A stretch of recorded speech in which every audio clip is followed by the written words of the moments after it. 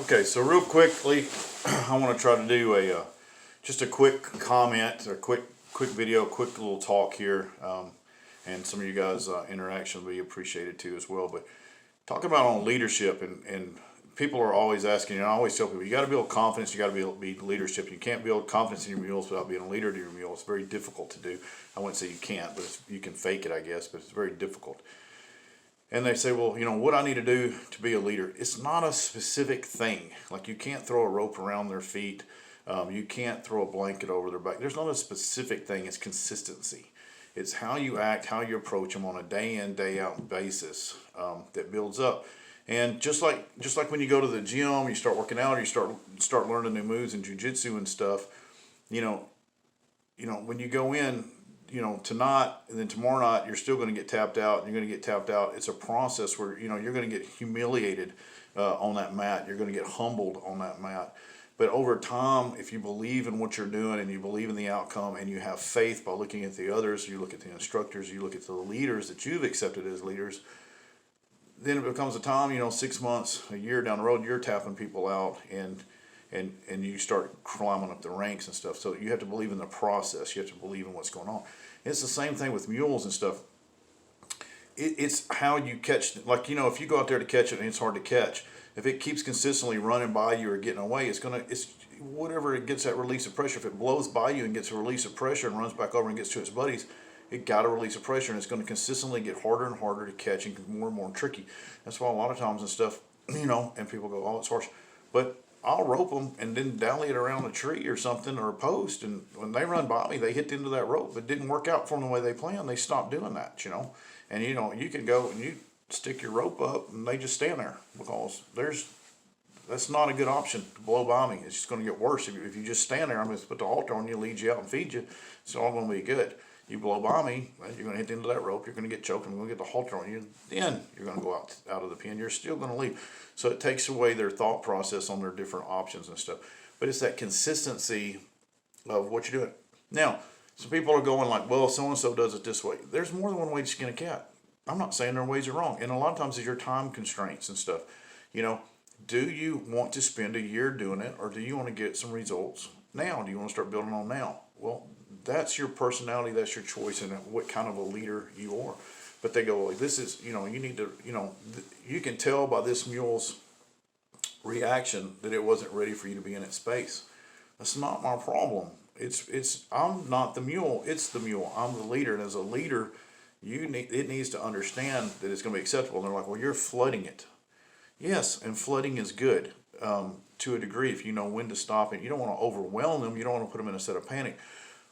But you cannot just take your time to get them over every single thing that's going to come up upon in life and stuff, because people go like, you talk about courage, and they're like, you got to dig deep for courage. No, you really don't. An animal is very good at social awareness. It is a social animal, just like people are. People may be more evolved in it, but mules and horses, and more so mules than a horse, because a horse is a little more reactionary. Its answer to everything by instinct is generally flight. Given the option, it'll just get away. It'll get away. But a donkey's not like that. It's a fight instinct animal. And so that mule being half and half, you need to figure out which way. You don't want to push it too far to flight, because different than a horse. How many times have you seen a horse bolt to the end of a lead rope, and a guy was physically strong enough to turn that horse around? He looks at you, and he goes, whoo, whoo, whoo, whoo. He stops, calms down, you walk up and pet it, and the horse is like, okay. If you can get that horse turned around to look at you, they'll generally calm down. If you hold your shit together, you can calm that horse down. Not a mule. If a mule decides he's going to bolt away, it don't matter. You can have his chin on his back and he's going, okay, I'm going to drag you. And they'll just keep dragging you. And you can turn their head around. It is irrelevant. They'll just drive that shoulder right through, because it made a conscious decision as a donkey, mule, cross. It made a decision. I'm leaving. And if you want to hang on to the end of that rope, that's okay. I'm going to drag you. It's not, the odds of that mule turning around and going and then calming down is pretty slim. That is not generally how they do. They will just keep on going and just drag you. Okay, so you might as well let go of the rope and start again, unless your rope is tied to, like I said, a tree or a post. So when it hits the end of it, it has to stop. But you're not going to stop it. So you're just going to get rope burned and dragged. So on the average, there's exceptions, but and dealing with what size mule you got. I mean, some little ones you snap them right around, and it's better to handle them when they're little. But what I'm talking about is in just general terms of their nature. They make a more of a conscious decision on what they want to do and how they're going to do it. So the courage, from an animal instinct, they understand awkwardness. If you're going around and being awkward, you're going around and being slow, you're going around giving them time, you're respecting their space too much. They understand you're awkward. They understand you're not a leader. They're understanding you're not pressuring them and stuff. And so that they start thinking that they have a more say in it than what you need to let them have. And that's where you make a mistake. Now, some people win their friendship over, and you can take the time to do that. A lot of that is strictly just like people are, is on disposition. There are some mules that are more, I've got a couple out here that I raised up. They are so friendly and so nice that you could absolutely do that and absolutely get away with it, because they don't have no reason to dislike or mistrust anybody. They've always been petted and loved on and fed, and they're great. And so if you have that time and that thing, just like we raised them up, they're in your pocket. You just walk out there. Like I said, if one, I saddled it up. I know damn well I raised it up. It's never seen a saddle. I saddled it up as good as any 10-year-old mule out there. It didn't even flinch. It didn't care, because it just trusts you. So that's great. I'm not saying that's not, but what I'm saying is that's not the reality of how most mules come to you. Especially if you're a trainer, they're going to come and they've maybe been through one or two people, or they have bad experiences, or they have no experiences, and they don't really trust you. You've got to win that trust, and being awkward and gawky and cruising around real slow and being real respectful of what they do is not going to get that job done in a timely fashion. So confidence comes, okay, there's a video going around right now on YouTube. There's a difference in confidence and there's a difference in sacrifice. Confidence comes from a lot of external factors. There's a bunch of little thuggy wannabe people and stuff, and they won't fight nobody, but they'll get 5 or 6 of them around, or 8 or 9 of them around. Well, then they just mouthy, because they have the confidence that they think that their other ones will back them up. Now you walk over and pop one of them, the rest of them will probably run, especially if you pull a pistol or something. So, but they're in their mind and their reality for that moment in time, they were extra cocky, not because they reached down deep inside and found some kind of confidence. They were confident from external factors. So what I was saying is, there's a video going around of some wolves and 2 dogs, and the wolves kill and eat the dogs, and it's on the security camera footage and stuff.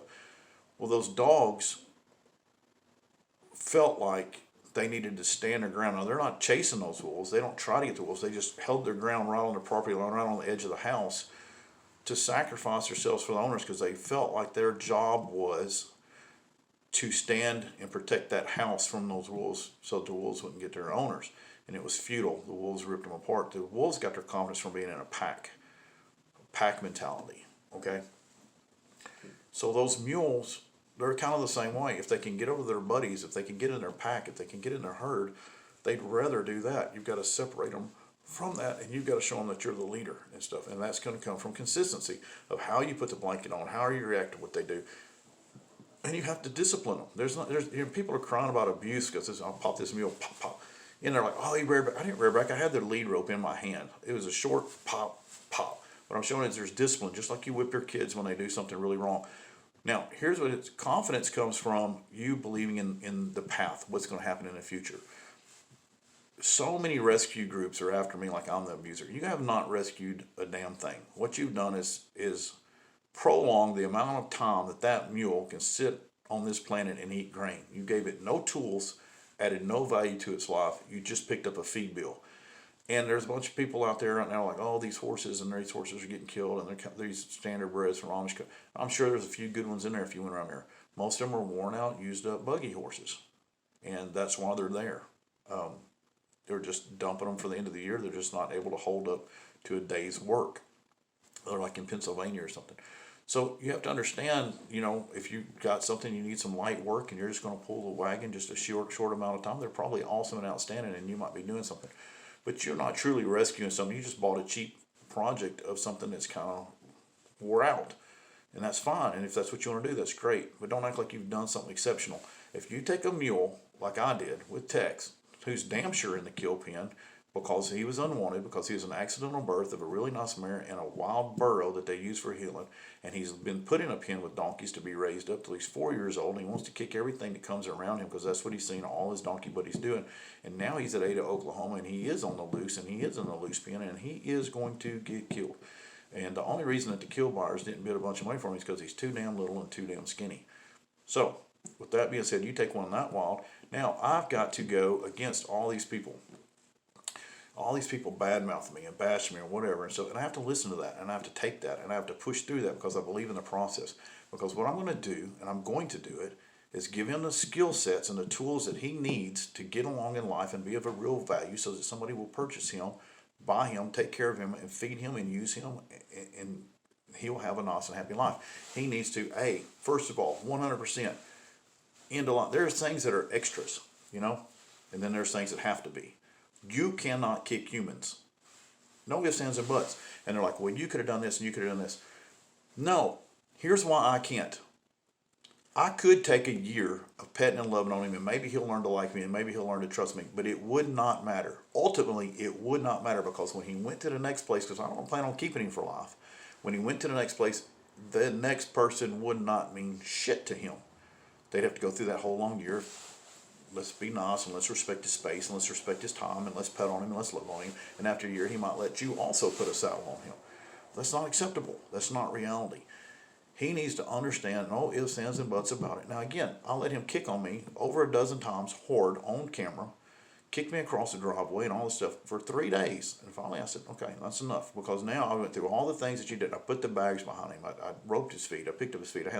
He knew that his feet should be safe. He knew that things coming around him would kick him. So he went through the process of what is. Okay, so now it becomes personal. He's kicking at me. He's aiming at me. And he's setting himself up. Because now he's not doing it when he's spooked. See, I didn't walk up behind him and spook him and him kick me. I didn't do something new to him and him kick me, because he didn't kick me out of fear. He had been mounted multiple times successfully. When I went to mount him, we're facing each other head to head. I go to mount him, I put my foot in the stirrup, and he spins and kicks me. He waited, he set me up, he made a conscious decision, not out of fear, not out of spook, not out of him knowing what was going on. He made a conscious decision to fucking kick me. I made a conscious decision to pop him in the nose, and he has not kicked since. Now it's like day 3, day 4. He hasn't done it again, okay? And he probably never will. That simple little thing probably saved his life, because if you go to kicking humans, humans get killed and mules get killed. People get hurt. And let me tell you something. Here's the reality of America right now. The majority of people are wimps. They're scared. They're terrified of life. And me and my buddies, back when I wasn't so nice and calm and sweet and kind of like I am, we've done this and stuff and done this. And me and Jason Wood, he'll probably watch this video. He's a pro fighter. We had to talk about this.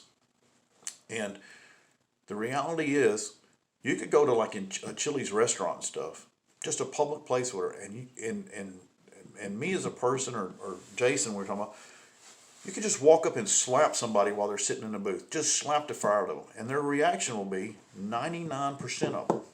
Now, sure, that one old boy, he'll just come up swinging. But that's not what, that used to be common, and now it's not. They'll say, what's your problem? Why did you do that? Why does it matter why I did it? Why are you not coming up swinging? And literally you can go, oh, I thought you somebody else. And they'll just let you walk off. What? But that's the reality and stuff. Well, sometimes you have to get that bluff in on them. You have to show them that you're that alpha thing. Is that a jerk thing to do? Yes. Am I recommending people go do that? No, but I'm just telling you, most people will not fight back, and people are more evolved than mules. Most mules and stuff, once they understand that you're not going to get the reaction that you want, if you're dominant, if you're a leader, if you show them this is what's expected, this is what's going to do, you're not going to kick me. You're not going to like it if you kick me. They just don't do it no more. It's not like they're being mean. Again, listen to what I'm telling you right here. They're not being mean. They simply think they can freaking get away with it. Just like a bully or whatever. They just think they can get away with it. They've had success with it. Something came up to their feed. They kicked it. It left. They got to eat all their feed. Boom. Okay, that's a great thing to do. Let's just kick everything that comes behind me and I get to eat my feed. It's as simple as that. There was no freaking malice towards it. I don't really want him to get on me. He's heavy, so I'm going to kick him. Let's see what happens. Well, nothing happens. Well, let's kick him some more. Well, okay, he doesn't get on. Let's kick him some more. So if nothing happens, if a man can walk up and slap them, and the majority of people out there will not do a damn thing about it. You might think you would, and you might want to, and you might call the cop, but you really won't. You won't. That's the reality. Most people come to a fight and they're like, I got your back, man. As soon as that fight happens, we just seen that on a video here locally in town and stuff.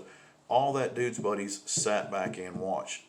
Then after he got beat up and all his buddies sat back and watched, then all his other buddies got together and said, well, I wouldn't have done that, I wouldn't have done that. And they all get gathered up and they go looking for the people. Well, then the other people come and find the people, and one of them gets out there and one of them ends up fighting all the others sat in the house. Of the second group of the people that specifically got together to make up for the first people that didn't fight, they didn't fight either. Because in reality, once things get violent, people aren't comfortable with it. So if they won't find another person, they're not going to find a mule. So the reality is that most of the people out there, when a mule kicks them, what will they do about it? Not a damn thing. That's reality. They sell the mule. They get rid of the mule. They send the mule to the killer. That's the reality of what they do. I hate mules. I don't want mules. I never want to be around them again. It's sold. Now, is there some people out there that will do what I did? Absolutely. Are there people out there that have other solutions? Absolutely. But if I said 10% of the people out there, if a mule kicks them, will deal with it and correct it, that would be freaking generous, because it's not. It might slightly be 1%, but I doubt even that. So the reality is that mule needs to learn right now, kicking humans is a bad idea. Never do it, never try it. Because if it ever tries it, the next person that it tries to kick, odds are not in that mule's favor that that's going to be a kind and considerate person who's going to start petting and loving on it and give it another chance. It's not reality. The reality is it's fixing to go to the cell and it's fixing to get killed. So it needs to learn right now on day 3, don't kick people. All right, that's a tool he needs to learn. Then they need to learn to stand still to get mounted. If you can't get on it, who's going to come out here to try to buy a mule, and when you got to get on it, it runs around in circles and you have to jump on it and you can't get on it? If you can't get on it, you're not going to buy it. You're not going to ride it. If you can't ride it, you're not going to buy it. So it needs to learn to stand still. You need to be able to catch it. It can't be running by. You can't get it. It can't be a family mule where it takes your whole damn family to catch it. You need to be able to walk out and catch it. Does it need to necessarily? It's cool if they come and meet you at the gate and they love on you and they rub on you, and those are the best kind. That's the kind we all like. But as long as it'll just stand there and let me walk out to wherever it is and catch it, I'm fine with that. I can accept that. But I don't want there's something playing tag with me and like wait till you put your hand on its neck and spin around and run off, or spin around and kick you as it runs off. That stuff's not acceptable. So those are tools that it needs to learn. That running by you, getting by you, it's not your thing. You need to walk over here, stand right here, and let me put that rope on you, and then it's fine. So that's a tool that it has to have to be have. That's rescuing it. That's saving it. Okay. Now, then when it don't need to buck, it don't need to run off, it needs to back up, it needs to stop. These are tools and stuff. Now, is it gated? That's an extra. That's not something that's necessary for it to sell. Does it rope? That's an extra. See, those are things that are extra. Does it lay down? Those are extra. But there's certain things it must, if it wants to have a successful life, it must not kick people or it's going to get killed. If it wants to be bought and have a healthy life, it needs to stand still, it needs to be gentle, it needs to be quiet, it needs to walk back down a trail. It doesn't need to bolt, it doesn't need to run, it doesn't need to be spooky. To not be spooky, let's go back to things. The reason that those people will fight is because there's more of them. The reason those wolves will fight is because it's a pack. It's a herd animal. The reason that mule will learn to be confident, the reason flooding is okay, let me pull this all together for you now. If you've stuck it out this long, love you, more power to you, thank you. Because you're the leader, you're the predator, you're their pack, and they think whatever comes up, he's going to handle it. It's going to be okay. He's going to handle it. Their confidence, that mule's confidence, comes externally through you. But if you don't have the confidence and you're not the leader, it's going to be spooky. I've had so many mules come here to people, is it spooky of this, it's spooky of that, I ride it 5 minutes, it's not spooky. And they're like, well, I don't understand. Because you were scared that it was going to run from the car. So when the car started coming down the road, you started getting tense and tight, and you made it spook from the car. You know, when you saw the dog around the yard, you went, oh my God, oh my God, oh my God. So you made it scared of the dogs. You did it because you had no confidence. You had no thing. So that's what I'm saying. And it's over time, that mule is, some mules just pick up on it because they understand awkward and they understand gawky. So they also understand somebody that's confident, somebody's a leader. All in how you approach them, how you talk to them, how you touch them, blah, blah, blah. So put that together, understand what I'm doing and stuff, and understand that I appreciate the people that get on there and they go, well, I understand, I've done this and blah, blah, blah. Because again, then you guys become my pack. You guys have my back. And, you know, when I'm under attack and these people, and I've got people calling, trying to get me arrested for punching a mule. I've got people from France and London and stuff messaging all these people. If you support Max, you support abuse. There's a difference in abuse and there's a discipline in discipline. Letting your kids run around and do crazy stuff is the abuse. Spanking them on the butt, pop, pop, pop, and saying you can't do that, that's not acceptable in society. That's not abuse, that's discipline, okay? Now, I can't really say that because actually I've never whipped either one of my daughters. My other daughter's 23 years old and never whipped her.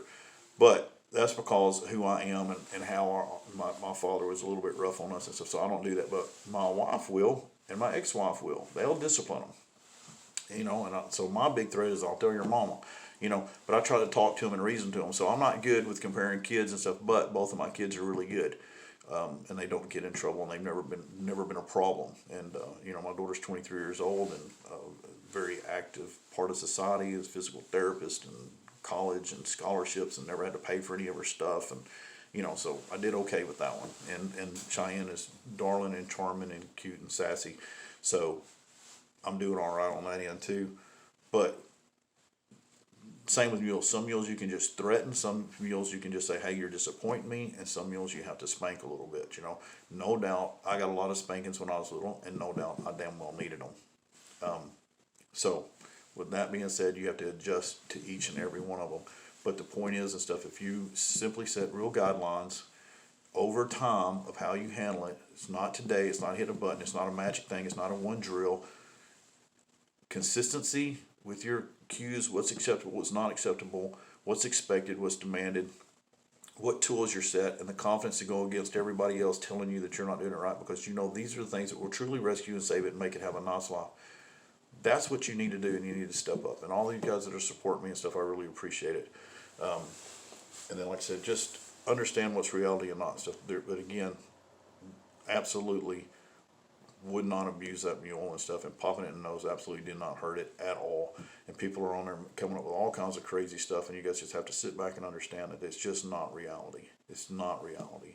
And again, I'm not asking you to believe me. I'm asking you to look at the mule and the difference in how he acts now versus now he's a leader. He's confident. He's bold. He's out there. He's not acting like a scared mule. He's not kicking. He's not biting. He's not running away. He's just leading the trail ride, doing what he's doing, and he actually takes the lead over most other mules. And stuff. Because of them running their mouths, he's become my number one priority. So every day he gets rode. So I'm going to make him as good. So the thing if you'd probably not said nothing, I probably wouldn't have spent so much time on him and stuff. But since you said something, I'll make an example out of him. He's going to be the nicest damn mule here. Okay, so he's just going to completely keep proving you wrong. So all you're doing is making it where he's going to get nicer and nicer and more valuable. I've had a lot of people try to buy him. They go, and I go, well, he's not for sale right now. But here's the thing. They're not wanting to buy him because they want to buy him because they know that I'm going to get shut down. They know that I'm going to be arrested. They know that he's going to end up in the kill pen. No, he's not. And that's not going to happen because I'm giving him tools that he's going to need to survive.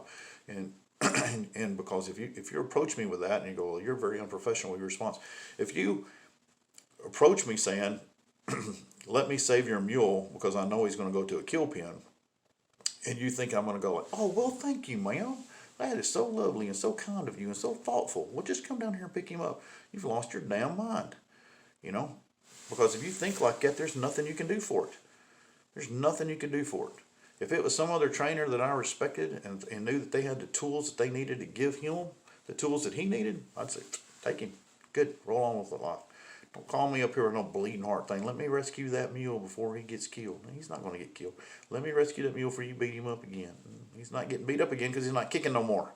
We solved that in 2 easy shots. Pop, pop. Done. Not kicking no more. We're good. So there's that. So anyway, appreciate all the support.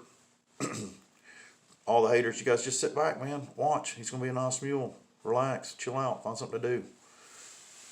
Something useful, productive. It's Christmas time. Take all that energy, raise some toys for tots or something, man. Seriously. It's Christmas time. Take a break. Take your holidays. Take a vacation. Take 2 weeks off. Hit me again New Year. Right now, take all that energy y'all got. Gather some toys up. Feed some families. Get some turkey gathered up. Cranberry sauce. Cook some meals for some people. Go through your neighborhood. Feed somebody. Give them a coat. Look through your barn. Find an old coat. Send it to some people that need one. Go down to a homeless shelter. They need some boots, coats, gloves, socks, long johns. Your long johns that you don't want no more because you don't smelly them up. They'll take them. They'll love it. They'll appreciate them. You'll make somebody's Christmas happy. Put your energy in something like that. Love y'all. See ya.